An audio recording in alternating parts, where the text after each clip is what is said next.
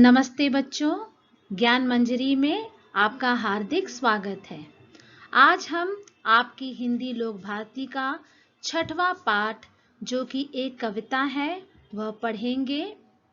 इसके कवि हैं उमाकांत मालवीय और यह कविता लिखी गई है कव्वाली विधा में। कव्वाली कविता की महत्वपूर्ण विधा है जो पुराने दौर में काफी प्रचलित थी। कव्वाली गाकर सुनाई जाती है। यह तारीफ या शान में गाई जाने वाली कविता है। कुछ लोग अपनी तारीफ में इसे गाते थे। यह कविता की तरह ही गाई जाती है। इसमें दो दल होते हैं। हमारा जो यह काव्य है, हम उस धरती की संतति हैं। इसमें एक दल है लड़कियों का और दूसरा है लड़कों का दल। दोनों ही आपस में प्यारी सी नोक झोंक कर रहे हैं। प्यारी सी नोक झोंक में दोनों अपनी तारीफ के पुल बांध रहे हैं।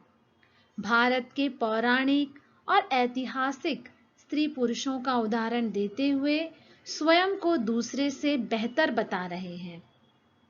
सबसे पहले लड़के स्वयं को भारत की संतति बताते हुए गाना आरंभ करते हैं।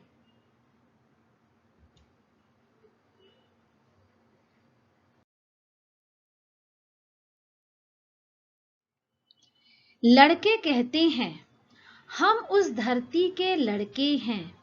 हम उस धरती के लड़के हैं, जिस धरती की बातें क्या कहिए अजी क्या कहिए, हाँ क्या कहिए। यह वह मिट्टी जिस मिट्टी में खेले थे यहाँ ध्रुव से बच्चे। लड़के अपनी तारीफों के पुल बांधते हुए कहते हैं कि हम उस धरती के लड़के हैं जिसकी तारीफ जितनी भी की जाए कम ही है। यहाँ की पावन मिट्टी में ध्रुव जैसे बच्चों ने जन्म लिया है। ध्रुव राजा उत्तानपाद और रानी सुनीति के पुत्र और भगवान विष्णु के परम भक्त थे, जिन्हें भगवान विष्णु ने उनकी भक्ति से प्रसन्न होकर ध्रुव तारा बना दिया था। यह एक पौराणिक कथा है। तो लड़के इसी कारण स्वयं को लड़कियों से बेहतर बताने की कोशिश कर रहे हैं, अपनी तारीफ कर रहे हैं और कह रहे हैं कि यह मिट्टी इतनी पवित्र है, जिस मिट्टी में ऐसे शूरवीरों ने, ऐसे भक्तों ने जन्म लिया है, हम उसी धरती की संतति हैं।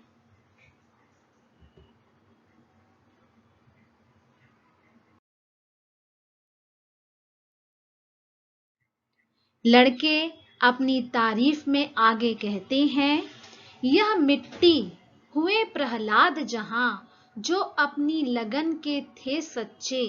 शेरों के जबड़े खुलवाकर थे जहां भरत दतुली गिनते। जयमल पत्ता अपने आगे थे नहीं किसी को कुछ गिनते।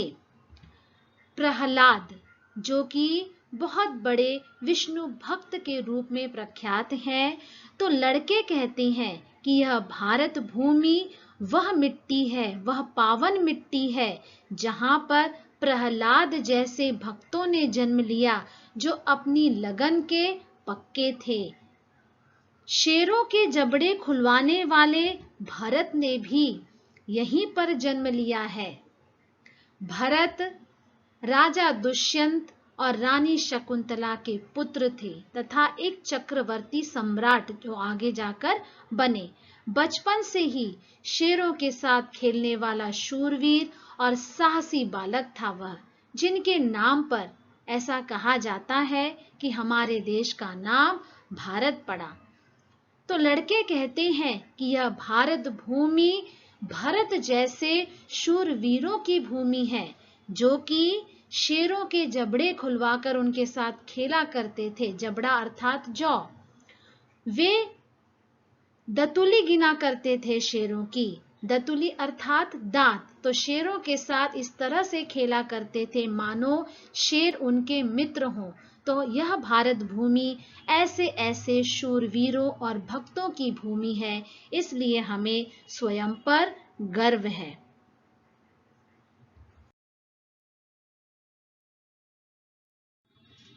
अपनी तारीफ में लड़के आगे कहते हैं, जयमल पत्ता अपने आगे थे नहीं किसी को कुछ गिनते।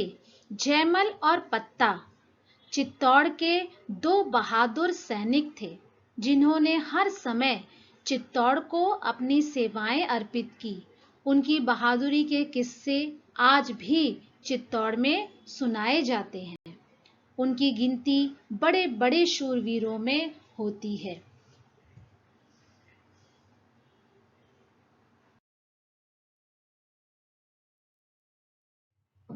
वीरमदेव के पुत्र जयमल वीर व श्रेष्ठ योद्धा थे। पत्ता भी उन्हीं की तरह वीर योद्धा थे। अकबर के चित्तौड़ आक्रमण के समय इन्हीं वीर योद्धाओं ने चित्तौड़ दुर्ग की रक्षा का भार संभाला और अंतिम सांस तक लड़ते रहे। उनकी बहादुरी से सम्राट अकबर भी इतने प्रभावित हुए कि उन्होंने इन दोनों की मूर्तियां तक बनवाई थीं। तो लड़के इन्हीं कारणों से स्वयं को श्रेष्ठ कहते हैं और कहते हैं, इस कारण हम तुमसे बढ़कर हम सबके आगे चुप रहिए अजी चुप रहिए, हाँ चुप रहिए, हम उस धरती के लड़के हैं। तो इन्हीं कारणों से वे स्वयं को श्रेष्ठ मानते हैं और कहते हैं, ऐसे शूरवीरों की यह जन्मभूमि है और हम उन्हीं की संतति हैं, इसलिए हमारे सामने आप चुप रहिए।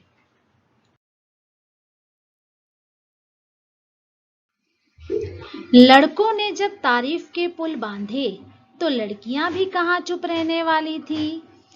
उन्होंने कहा, बातों का जनाब शऊर नहीं, बातों का जनाब शऊर नहीं, शेखी न बघारे, हाँ चुप रहिए, हम उस धरती की लड़की हैं जिस धरती की बातें क्या कहिए। शऊर का अर्थ होता है अच्छी तरह से काम करने का ढंग या योग्यता। तो लड़कियां कहती हैं कि आपको तो बात करने का ही तरीका नहीं है, तो आप शेखी मत बघारिए, अर्थात स्वयं अपनी प्रशंसा मत कीजिए, क्योंकि हम भी उसी धरती की लड़की हैं जिस धरती के किस्से पूरे दुनिया में मशहूर हैं। तो वे अपनी तारीफ में आगे कहती हैं, अजी क्या कहिए, हाँ क्या कहिए, जिस मिट्टी में लक्ष्मी बाई जी जन्मी थी झांसी की रानी। वे कहती हैं, हम उसी धरती की मिट्टी में जन्मे हैं जहां पर रानी लक्ष्मीबाई ने जन्म लिया था। वह झांसी की रानी लक्ष्मीबाई जिसके किस्से पूरे भारत भूमि में सुनाए जाते हैं। तो हम भी उसी भारत भूमि की लड़कियां हैं। लड़कियां अन्य वीरांगनाओं का उदाहरण देते हुए अपनी तारीफ करती हैं और कहती हैं कि यह भारत भूमि रजिया सुल्ताना और दुर्गावती जैसी वीरांगनाओं की भूमि है। वे कहती हैं, रजिया सुल्ताना दुर्गावती जो खूब लड़ी थी मर्दानी।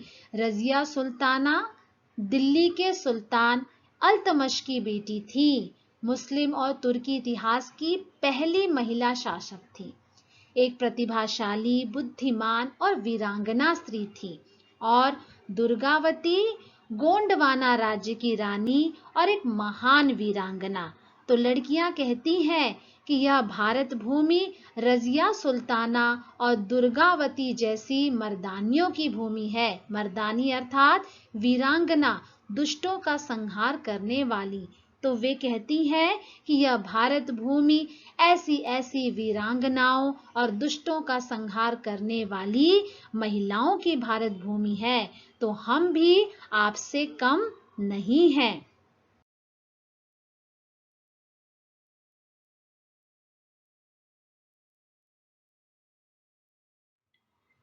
फिर वे कहती हैं, जन्मी थी बीबी चांद जहां, पद्मिनी के जौहर की ज्वाला। चांद बीबी अहमदनगर के तीसरे शासक हुसैन निजाम शाह की बेटी थी, जो बहुत ही गुणवान और बहादुर स्त्री थी और जिनका नाम भारत के इतिहास में अमर है।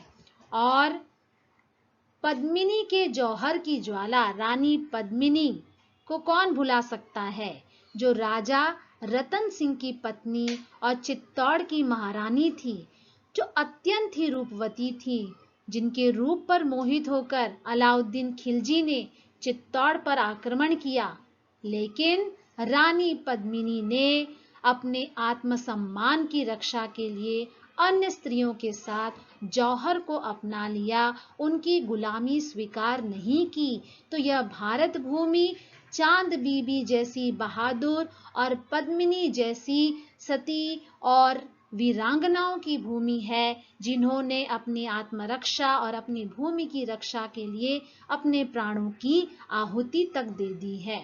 और जौहर का अर्थ होता है, प्राचीन समय में यह प्रथा प्रचलित थी, जिसमें कि स्त्रियां विदेशी आक्रमणकारियों से बचने के लिए, अपने स्वाभिमान की रक्षा के लिए अग्नि में प्रवेश कर प्राणों की आहुति दे देती थी। तो यह भूमि रानी पद्मिनी के जौहर की गाथा आज भी सुना रही है।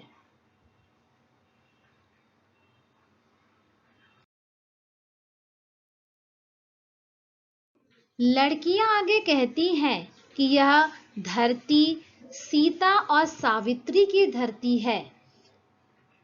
यहाँ पर सीता और सावित्री जैसी लड़कियों ने जन्म लिया है। सावित्री के विषय में कहा जाता है, यह एक पौराणिक कथा है कि वे सत्यवान की पत्नी, जो महान पतिव्रता स्त्री थी, पौराणिक कथा के अनुसार, जिसने अपने पति के प्राणों को वापस लाया था। तो लड़कियां कहती हैं कि आप डींगे मत मारिए, डींगे मत उड़ाइए, बड़ी बड़ी बातें मत कीजिए। अगर बड़ी बड़ी बातें करेंगे तो आपको ताने सहना पड़ेगा, अर्थात भला बुरा सुनना ही पड़ेगा। आप अपने आप को हमसे श्रेष्ठ मत बताइए। हम भी उसी भारत भूमि की लड़कियां हैं, जिस भारत भूमि में ऐसी ऐसी वीरांगनाओं और महान स्त्रियों ने जन्म लिया। तो अपनी तारीफ आप करेंगे तो आप ताने सहेंगे। हम भी उसी धरती की लड़की हैं। खटपट हो जरा बंद करी, पानी का टाइम। दोनों दलों की प्यारी सी नोक-झोंक के बाद लड़के इस बात को स्वीकार करते हैं कि कोई किसी से बढ़कर या कोई किसी से कमतर नहीं है। तो वे कहते हैं, यूं आप खफा क्यों होती हैं, यूं आप खफा क्यों होती हैं, टंटा काहे का आपस में, हमसे तुम या तुमसे हम, बढ़ चढ़कर क्या रखा इसमें, झगड़े से न कुछ हासिल होगा, रख देंगे बातें उलझा के, बस बात पते की इतनी है, ध्रुव या रजिया भारत माँ के, भारत माता के रथ के हैं हम दो दो पहिए, अजी दो पहिए, हाँ दो पहिए, हम उस धरती की संतति हैं। खफा का अर्थ होता है नाराज होना, रुष्ट हो जाना। टंटा का अर्थ है बिना मतलब का झंझट, झगड़ा, लड़ाई। तो लड़के कहते हैं कि आप नाराज क्यों होती हैं, क्या रखा है इस झगड़े में, लड़ाई में, काहे का यह टंटा आपस में, हम क्यों लड़े आपस में, क्यों झगड़े आपस में, न हम तुमसे बढ़कर हैं न तुम हमसे बढ़ चढ़कर हो, इन बातों में क्या रखा है, झगड़े से कुछ हासिल नहीं होने वाला, सिर्फ और सिर्फ बातें उलझ जाएंगी। सही बात है, किसी भी झगड़े से कुछ हासिल नहीं होता, बातें बस उलझ जाती हैं। बस बात पते की इतनी है, पते की बात होना मतलब रहस्य की बात का पता चलना। तो लड़के कहते हैं कि बस बात पते की इतनी है, यही रहस्य की बात है। ध्रुव हो या रजिया, लड़का हो या लड़की, दोनों ही भारत माँ की संतान है। बिना दोनों पहियों के भारत माता का ये जो रथ है वह चल नहीं सकता। तो दोनों ही दो पहिए हैं और दोनों ही इस भारत माता की संतान है। तो आपस में लड़ने झगड़ने से कोई फायदा नहीं है, दोनों को आपस में मिलकर ही इस भारत माता की सेवा करनी है।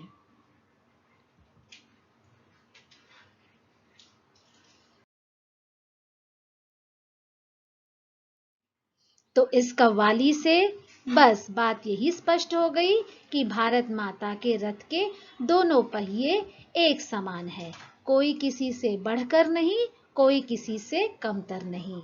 तो मिलेंगे फिर अगले वीडियो में, तब तक के लिए धन्यवाद।